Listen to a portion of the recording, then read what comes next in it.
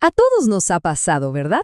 Esa frustración de tener una computadora que debería ser un cohete y se siente como una tortuga. Bueno, hoy vamos a meternos de lleno en ese secreto que muchas veces define si una máquina vuela o se arrastra. Vamos a descubrir qué hay detrás de la velocidad real de un ordenador. Es la pregunta del millón, ¿no? ¿Por qué algunas computadoras prenden y están listas en segundos? Y otras, bueno, parece que se toman todo el tiempo del mundo. La clave, y esto es súper importante, no siempre está en el procesador o en la memoria RAM. Muchas veces, el verdadero héroe, o el villano, de la película es el disco. Y para entender bien esa diferencia de velocidad, tenemos que hacer un pequeño viaje en el tiempo. Vamos a conocer al viejo conocido de esta historia, el disco duro tradicional, el famoso HDD. A ver, imaginen un tocadiscos, pero en miniatura. En vez de poner música, lo que hace es guardar todos nuestros archivos. Tiene un bracito con un cabezal que se mueve físicamente sobre unos platos que giran pero a miles de revoluciones por minuto. Es una locura de la ingeniería mecánica, de verdad. ¿Cuál es el truco con los HDD? Bueno, te dan un montón, pero un montón de espacio por muy poca plata. Esa es su gran ventaja. Pero todo lo que es mecánico tiene su costo. La velocidad está limitada por la física, por lo que tardan en girar esos platos y en moverse ese brazo. Y claro, como tiene partes móviles, un golpecito, una caída, y adiós datos. Son bastante delicados. Pero entonces, como en toda buena historia, apareció el retador. Uno que llegó para cambiar las reglas del juego, sin partes móviles y con una velocidad que parece de otro planeta. El disco de estado sólido, el SSD. Un SSD es pura electrónica. Olvídense de los platos que giran. Esto funciona con millones y millones de transistores chiquititos en chips de memoria. Piensen en un pendrive, pero a lo bestia, gigante y súper sofisticado. Aquí no se mueve nada, solo fluyen electrones. Y eso lo cambia todo. Y claro, aquí se ven los resultados de ese diseño. Como no hay nada físico moviéndose, son rapidísimos. El sistema operativo, los programas que abrimos, todo se siente al instante. Además, son mucho más duros, resisten los golpes que da gusto. La única pega, por decirlo así, sigue siendo el precio. La tecnología flash todavía es más carita por cada gigabyte de espacio si la comparamos con los viejos discos mecánicos. Y miren, esta tabla lo deja clarísimo. Es el eterno dilema, ¿no? ¿Qué se necesita más? ¿Muchísimo espacio por poca plata o se prefiere invertir en pura velocidad y resistencia? Dependiendo de la respuesta, la elección será un HDD o un SSD. Así de simple. Ok, perfecto. Ya conocemos a los dos competidores. Pero de nada sirve tener el disco más rápido del mundo si no se puede comunicar a esa misma velocidad con el resto de la computadora. Así que ahora vamos a hablar de la conexión, del idioma que usan. Esta es la siguiente pieza clave del rompecabezas. La historia de cómo se conectan los discos es básicamente una carrera constante por más y más velocidad. Empezamos con esos cables anchos, grises, los ID, ¿se acuerdan? Eran lentos, un lío. Después pasamos a algo mucho mejor, en serie, como el SATA, que fue un gran salto. Y ahora estamos en otro nivel, con la conexión directa del NVMe, que es como una autopista sin peajes para los datos.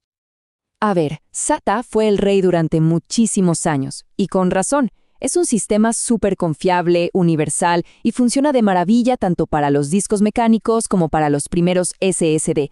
Es el cablecito que casi todos tenemos o hemos visto en nuestras computadoras. El problema es que los SSD se volvieron pero tan rápidos que el propio SATA empezó a frenarlos. Se convirtió en un cuello de botella. Y por eso nació el NVMe. Y ojo, NVMe no es un cable nuevo, es un protocolo, es como un idioma nuevo diseñado desde cero para que la memoria flash de los SSDs hable directamente con el cerebro de la computadora, el procesador, usando la misma vía ultra rápida que usan las tarjetas de video más potentes. Y aquí es donde la cosa se pone interesante y entra en juego el M.2. Pensemos en el M.2 como la forma física del disco, como una pequeña tarjetita. ¿Sí? Pero lo más importante de todo es que esta tarjetita M.2 puede hablar dos idiomas, el idioma más lento, el SATA, o el idioma súper veloz, el NVMe. Por eso es crucial, pero de verdad crucial, fijarse no solo en que sea M.2, sino en qué protocolo usa. No se confíen. Perfecto. Ya entendemos la forma física y el idioma que hablan. Ahora vamos a hacer zoom, pero un zoom a nivel microscópico. ¿De qué están hechos por dentro esos chips de memoria de un SSD? Bueno, la magia está en unas celdas diminutas. Todo, absolutamente todo SSD está construido con unas cosas llamadas celdas de memoria flash NAND.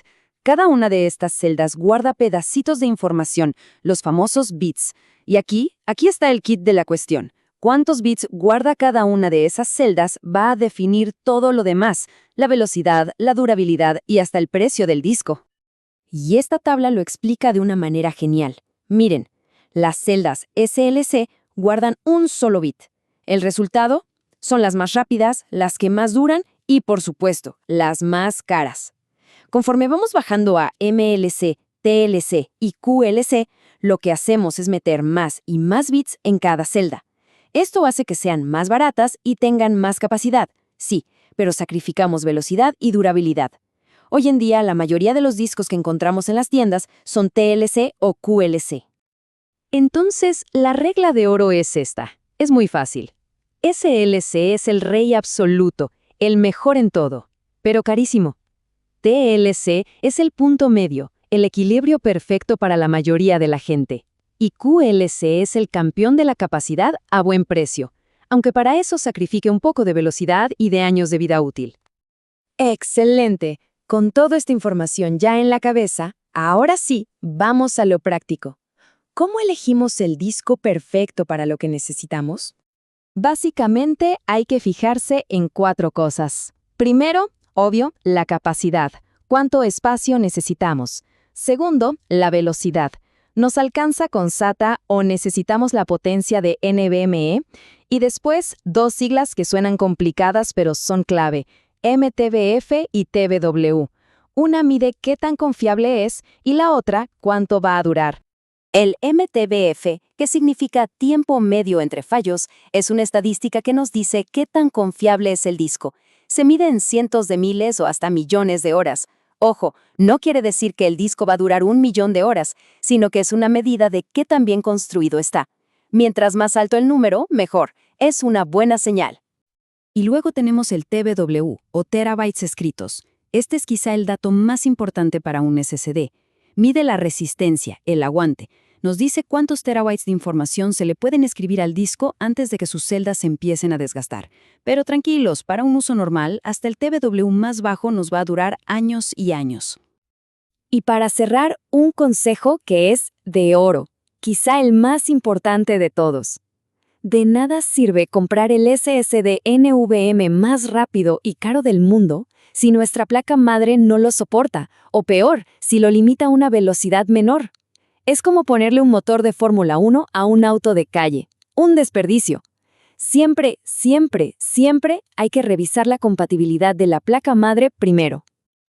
Entonces, fíjense todo el camino que recorrimos, desde platos mecánicos que giraban hasta chips que le hablan de tú a tú al procesador.